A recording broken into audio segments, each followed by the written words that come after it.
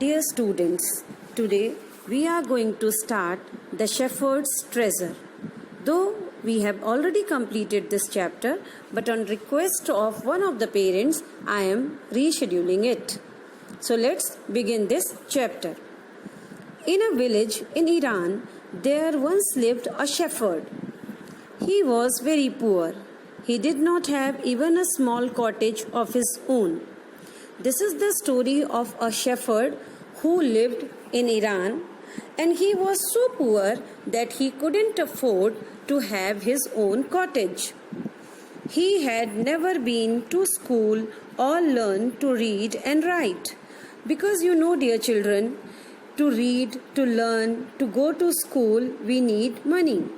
Because he did not have money, that is why he could not go to school. And he could not learn or write, for there were very few schools in those days, and at those time very less schools were available, and where only the capable people got admission. Though poor and uneducated, this shepherd was very wise. Wise means intelligent. Though this shepherd, who is taking care of sheep, he was very intelligent. He understood people's sorrows and troubles and helped them face their problems with courage and common sense. Because he had a good human heart, that is why he was capable to understand other people's sorrows and troubles. That is why he used to encourage people, those who were in trouble, and he used to tell them how to deal the problem with common sense.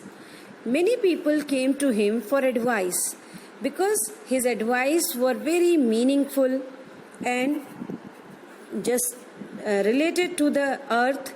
That is why people used to come to him for seeking his advice.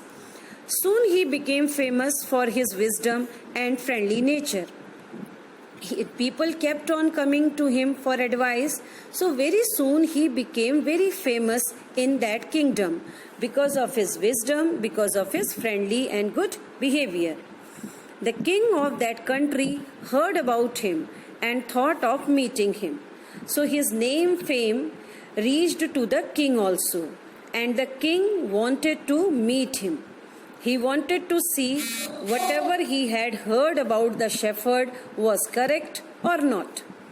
Disguised, meaning false appearance, as a shepherd and riding on a mule, one day the king came to the cave where the wise shepherd lived.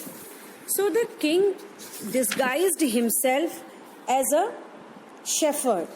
Because if king would go like a king, definitely he was not be able to judge the shepherd properly, whether he was really that humble, that intelligent or friendly.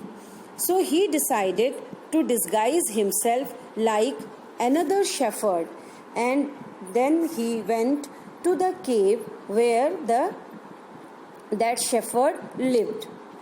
As soon as the shepherd saw the traveler coming towards the cave, he rose to welcome him. So the moment this shepherd saw another shepherd was coming near to his cave, he stood up. He stood up to welcome him. He took the tired traveler inside the cave, gave him water to drink and a share of his own meager meal, a little. Meager meaning a little.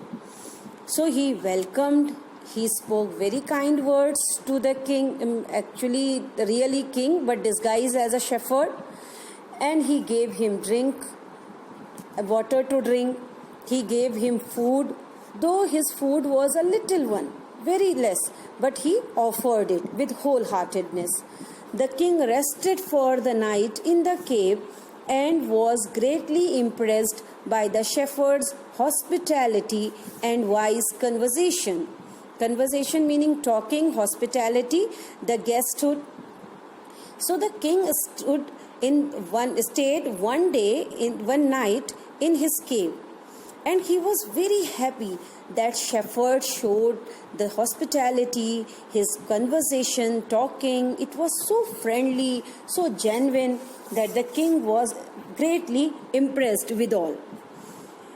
Though still tired, the king decided to depart the next morning.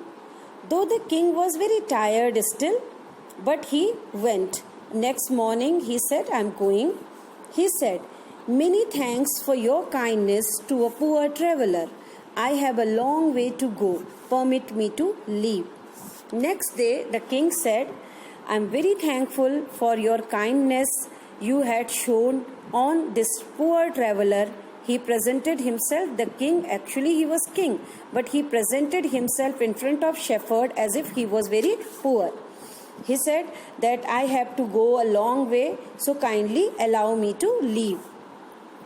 Looking straight into the eyes of his guest, the shepherd replied, "Thank you, your majesty, for paying me the compliment of a visit."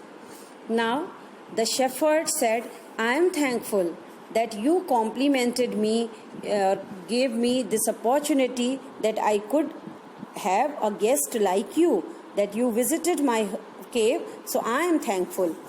The king was astonished meaning shocked, as well as pleased meaning happy. He is indeed very wise. He thought to himself, "I need people like him to work for me." And the king appointed this humble shepherd the governor of a small district. The king was very happy to see the kindness, the genuineness, and the intelligence of this shepherd. And he was very intelligent. He was an intelligent king. He thought he should appoint such intelligent and honest people in his service. So he made him governor of a small district. Then he told that, "I am king, now you are going to be the governor of my so and so district." Although he rose to power and dignity, the shepherd remained as humble as ever. See, generally what happened when you are poor, then you remain humble. But the moment you got power, name, fame, the same moment that humility left. But this power, name, fame did not affect this shepherd. People loved and honored him for his wisdom, sympathy, and goodness. The shepherd was loved, honored by people because of his sympathy, because of his goodness, because of his humble behavior. He was kind and just to one and all. He was very much